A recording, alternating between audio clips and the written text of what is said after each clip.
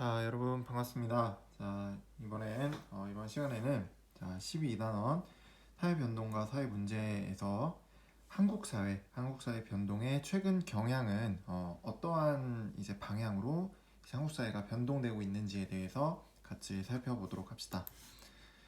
자, 일단 첫 번째 주제는 저출산 고령화입니다. 자, 저출산 고령화. 자, 한국 사회가 저출산 고령화 사회로 이제 변동하고 있는데, 우리가 어떻게 준비를 해야 될지에 대해서 생각하면서 이번 단원 시작해 보도록 합시다. 자, 오늘의 학습 목표. 자, 저출산 고령화 사회로의 변동을 이해하고 그 대응 방안을 제시할 수 있다. 자, 같이 한번 살펴봅시다. 자, 배울 내용을 미리 한번 살펴보면 일단 저출산 고령화의 정확한 의미에 대해서 살펴보고, 그리고 저출산 고령화가 이뤄질 수밖에 없었던 그런 원인에 대해서 살펴볼 거고요. 그리고 저출산 고령화에 대한 대응 방안, 우리가 앞으로 어떻게 대응해야 될지에 대해서 같이 살펴봅시다. 자, 제일 먼저 저출산 고령화에 대한 의미입니다. 자, 의미. 자, 저출산 고령화는 그 이름 자체에 벌써 의미가 다 포함이 되어 있습니다. 자, 출산을 하긴 해요. 그쵸? 아예 안 하는 건 아니에요. 근데 앞에 저가 붙었어요. 저. 자, 저출산은 무슨 뜻이죠? 그렇죠. 자, 신생아수. 그러니까 출산율이 줄어든다라는 거예요. 출산율이 줄어든다. 신생아 수가 줄어드는 현상을 저출산이라고 합니다. 저출산. 자, 그럼 고령화는 뭘까요? 고령화. 자, 높을 고. 자, 높다는 건데, 자, 뭐가 높냐? 자, 연령, 나이가 높다. 자, 나이가 높게끔 지금 되고 있다. 자, 그런 게 이제 고령화인데, 고령화는 전체 인구 비율 중에서 노인 인구 비율이 늘어나는 현상을 고령화라고 합니다. 자, 정확하게는 전체 인구에서 만 65세 이상 노년 인구의 비율이 높아지는 현상. 자, 이것을 고령화라고 합니다. 자, 그렇다면 이 저출산 고령화는 왜 발생할까 한번 그 원인에 대해서 한번 고민을 해봅시다. 자, 사람들이 왜 아기를 낳지 않을까 한번 고민해 보면 첫 번째, 자, 출산율 감소에 대한 원인인데, 자, 일단 뭐니 해도 자녀 양육비, 양육비, 결국에는 경제적인 부담이 굉장히 크다는 거예요. 여러분 한 명이 이렇게 성인이 될 때까지 키우는 데 들어가는 비용이 굉장히 어마무시합니다. 여러분도 이제 좀 심심하면 인터넷에 양육비 계산기라고 쳐서 들어가 보면은 그런 것들이 나와요. 여러분들이 이제 태어나서 성인이 될 때까지 얼만큼의 돈이 드냐, 물론 선택하는 거에 따라서 조금씩 달라지지만 평균적으로 3억에서 많게는 10억까지도 듭니다. 어마어마하죠, 정말. 자, 이렇게 자녀 양육비에 대한 부담이 굉장히 클 수밖에 없다라는 거죠. 그리고 특히나 교육열이 높은 우리나라에서는 교육비 부담도 굉장히 크다는 겁니다. 여러분들 중에는 학원 다니는 사람도 굉장히 많을 거예요. 학원은 다니지 않더라도 뭐 학습지를 푼다거나 뭐 인강을 본다거나 하는 등의 이제 교육비가 굉장히 많이 든다는 거죠. 그런 식으로 여러분들이 뭐 공부하는 학원만 다니는 건 아니죠. 또 종류에 따라서는 운동하는 이런 학원에 다닐 수도 있고, 아니면은 뭐 미술 관련 학원, 음악 관련 학원, 다양한 이런 학원들에 다닌다는 거죠. 근데 그때 학원을 다니면 당연히 거기에 대한 교육비를 지불해야 되기 때문에 그 교육비에 대한 부담도 굉장히 크다라는 겁니다. 특히 우리나라처럼 그렇게 교육열이 높은 국가일수록. 그렇기 때문에 이런 어떤 경제적인 부담 때문에 아이를 더 이상 많이 낳지 않는다라는 겁니다. 자, 그리고 두 번째는 가족에 대한 가치관이 변화했습니다. 자, 아주 예전에는 가족이라는 것 자체가 하나의 공동체였고, 그 대가족을 이루는 것이 너무나 당연하게 생각하는 사회였어요. 자, 우리나라 같은 경우에. 자, 우리 할머니, 할아버지 세대만 생각해도 할머니, 할아버지의 그런 어떤 그 형제들이 굉장히 많거나, 혹은 할머니, 할아버지의 자녀가 굉장히 많거나, 그러니까 이제 엄마, 아빠의 형제가 많은 경우가 이제 대다수인데, 그런데 이제 점점 밑으로 내려오면서 아마 여러분들 중에서 3명, 자녀가 3명인 형제 자매가 3명인 사람은 많지 않을 거예요. 흔치 않은 경우고, 아마 대다수가 2명이고 1명인 사람도 굉장히 많을 겁니다. 많을 거예요. 그만큼 가족에 대한 가치관이 굉장히 변화하고 있다는 겁니다. 예전에는 대가족이 당연했지만 지금은 이제 그 대가족에서 4인 가족, 3인 가족, 심지어는 아이를 아예 낳지 않는 2인 가족, 이런 식으로 가치관이 점차 바뀌고 있다라는 겁니다. 자, 그렇기 때문에 점점 출산율은 감소하고 있다. 자, 그렇게 보시면 되고요. 자, 그렇게 가치관이 변화한 데는 일단 맞벌이 부부의 증가도 있습니다. 자, 맞벌이라는 거는 부부가 둘 다 일을 한다는 거죠. 그렇죠? 자, 이렇게 맞벌이를 하다 보니까 아무래도 그 양육에 들어가는 시간보다는 이제 내가 직장에서의 어떤 성공 이런 게 더 중요하게 된 거죠. 그렇죠? 여성의 사회 진출 기회가 과거에 비해서 굉장히 많이 늘어났고, 그리고 남녀 간의 어떤 그런 불평등이 지금은 거의 많이 사라졌죠. 물론 지금도 보이지 않는 곳에서 존재하고 있긴 하지만, 근데 과거에 비해서는 굉장히 많이 사라졌습니다. 그렇기 때문에 그런 남녀평등 사상이라든지 여성의 사회 진출 기회가 확대됨으로써 맞벌이 부부가 증가하게 되었고, 그에 따라 아이를 낳기보다는 이제 직장에서의 성공 이런 게 더 중요한 시대가 되었다라는 겁니다. 그래서 출산율은 점점 감소하고 있다. 자, 그렇게 보시면 됩니다. 자, 그리고 두 번째입니다. 두 번째. 자, 고령화의 원인은 무엇일까? 고령화가 될 수 있었던 원인. 자, 평균 수명이 증가했다는 거죠. 자, 평균 수명이 증가할 수 있었던 이유는, 자, 간단하게 당연히 의료기술이 과거에 비해서 굉장히 발달했다는 거죠. 그쵸? 이제 예전에는 정말 아주 예전에는 감기만 걸려도 굉장히 뭐 정말 죽을 병에 걸린 것처럼 그렇게 살던 시대가 있었어요. 그런데 지금은 감기 걸렸다고 해서 그렇지 않죠. 감기 걸리면 그냥 병원 가서 약 먹고 푹 자면 낫는 게 이제 감기인데, 이제 지금도 물론 이제 고치지 못하는 그런 병들이 있지만, 이제 머지않은 미래에는 그런 병들도 이제 많이 고칠 수 있게 됨으로써 평균 수명이 더 늘어날 수 있겠죠. 그렇죠? 그래서 선생님이 그 라디오 광고에서 들었는데, 지금 태어나는 아이들의 기대 수명은 150세래요. 150세. 어마어마하죠. 그쵸? 자, 그렇기 때문에 의료기술이 점점 발달함에 따라서 평균 수명이 증가했고, 그에 따라 전체 인구 중에서 노인 인구 비율이 높아지는 고령화 사회가 되었다. 그렇게 보시면 됩니다. 자, 그리고 생활 수준이 과거에 비해서 굉장히 많이 향상되었죠. 그쵸? 그래서 이제 정말 뭐 이렇게 못 먹고 지내는 사람은 없어요. 그쵸? 생활 수준이 많이 향상되었기 때문에. 하지만 과거에는 정말 못 먹는 그런 사람들도 굉장히 많았어요. 우리나라가 그렇게 잘 살지 못하는 국가였기 때문에. 하지만 지금은 생활 수준 향상이 굉장히 많이 이루어졌기 때문에 그런 부분에 있어서도 평균 수명이 증가하는 데 기여를 했다. 그래서 결과적으로 고령화 사회가 될 수 있었던 결정적 이유가 되었다. 자, 그렇게 보시면 됩니다. 자, 근데 이렇게 출산율이 감소하고 평균 수명이 증가함으로써 저출산 고령화 사회가 된다면 어떤 문제가 발생하냐면, 자, 일할 수 있는 생산 가능 인구가 점점점 줄어들게 됩니다. 그쵸? 아무래도 아이를 많이 낳지 않다 보니까 젊은 사람들이 일을 해야 되는데 젊은 사람들이 점점점 없어져요. 그쵸? 그리고 젊은 사람들이 먹여 살려야 할 노령층은 굉장히 많아집니다. 고령층은 굉장히 많아지고 일할 수 있는 사람들은 적어져요. 자, 그러다 보면 노동력이 부족해지겠죠. 그렇죠?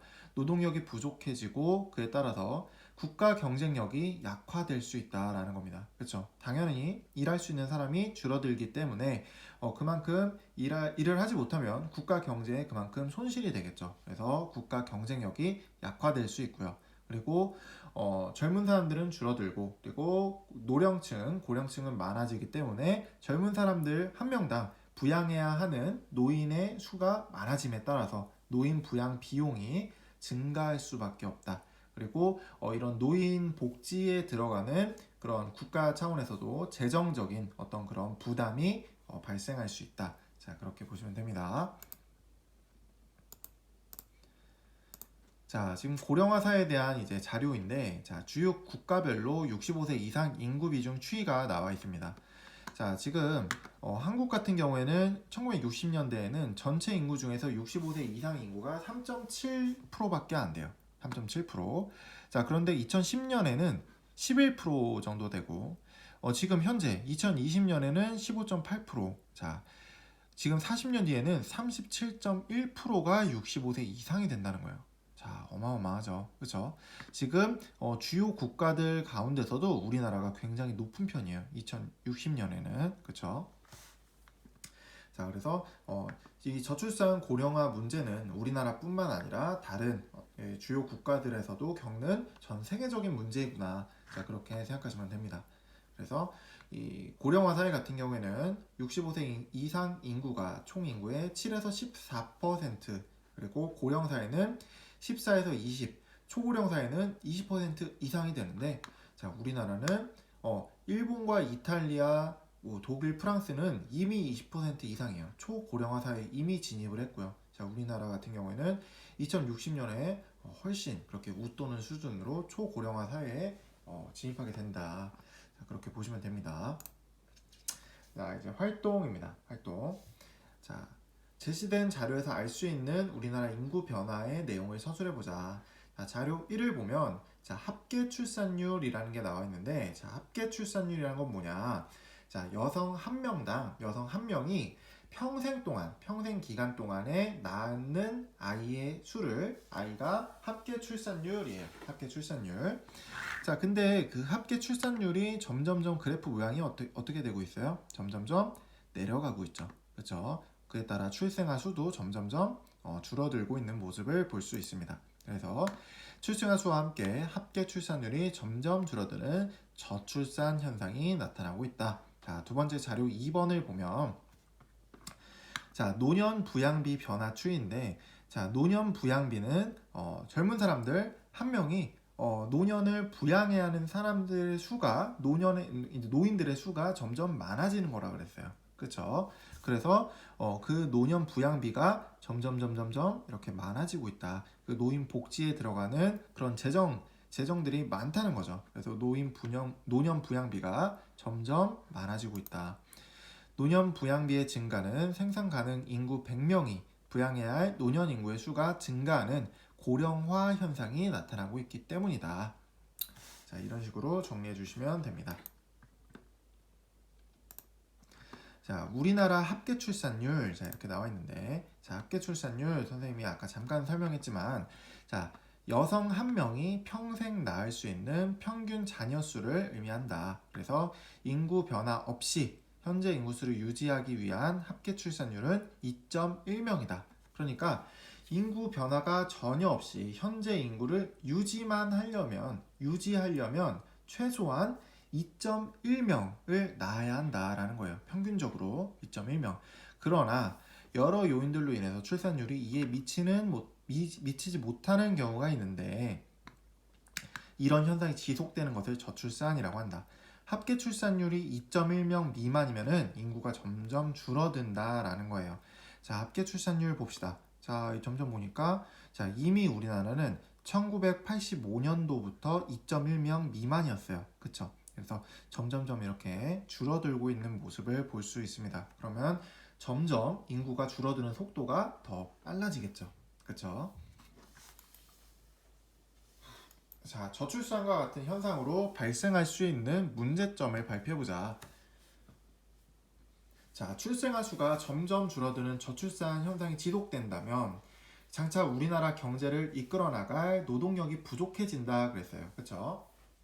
아까 합계 출산율이 줄어든다라고 했었죠. 그래서 노동력이 부족해지고 이에 따라서 일을 할 수 있는 젊은이들이 많이 없어지기 때문에 그만큼 젊은이들이 일을 못한다는 거고, 일을 못한다는 거는 우리나라 국가 경쟁력이 약화될 수 있다라는 겁니다. 이런 문제점이 발생할 수 있고요.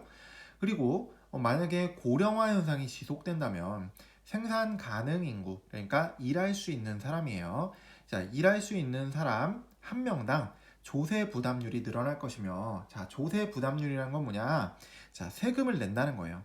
일하는 사람들이 세금을 내고 있죠. 그렇죠? 일을 해야 돈이 있어야 세금을 낼 거 아니에요. 그렇죠? 근데 생산 가능 인구 1인당 조세 부담률이 굉장히 늘어날 수밖에 없다. 그렇죠? 일할 수 있는 사람들은 점점 줄어드는데 나라에는 돈이 계속 필요해요. 그렇죠? 그렇기 때문에 세금을 걷어야 할 텐데 근데 그 세금을 낼 수 있는 사람이 얼마 없어요. 그렇기 때문에 한 사람당 내야 하는 세금이 굉장히 늘어날 수밖에 없다라는 거죠.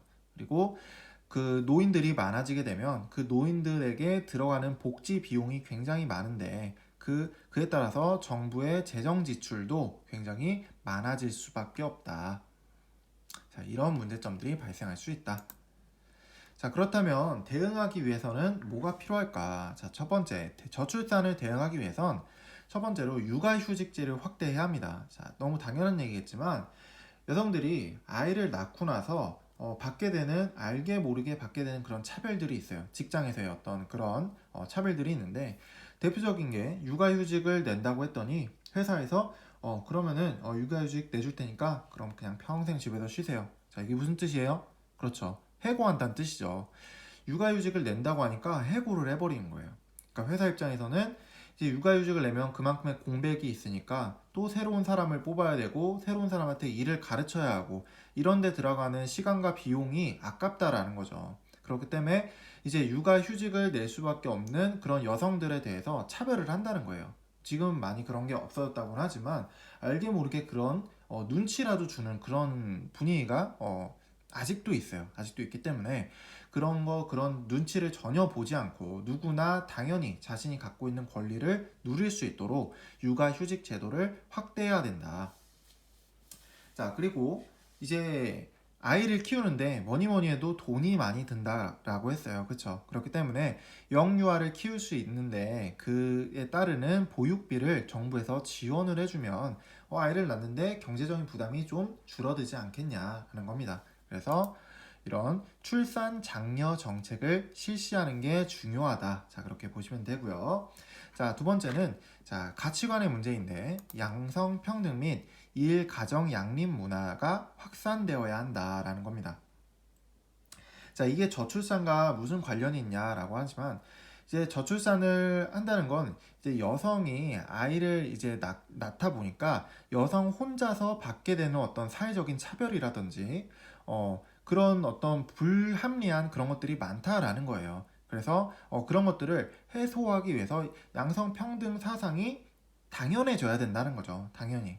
이게 뭐 퍼져야 된다 이렇게 표현한다기보다는 양성평등이 너무나 당연하다라는 거죠. 이런 것들이 퍼질 때 이제 사회적으로 당연한 이런 사회가 될 때, 양성평등이 당연한 사회가 될 때 저출산이 어느 정도 해소될 수 있다라는 겁니다.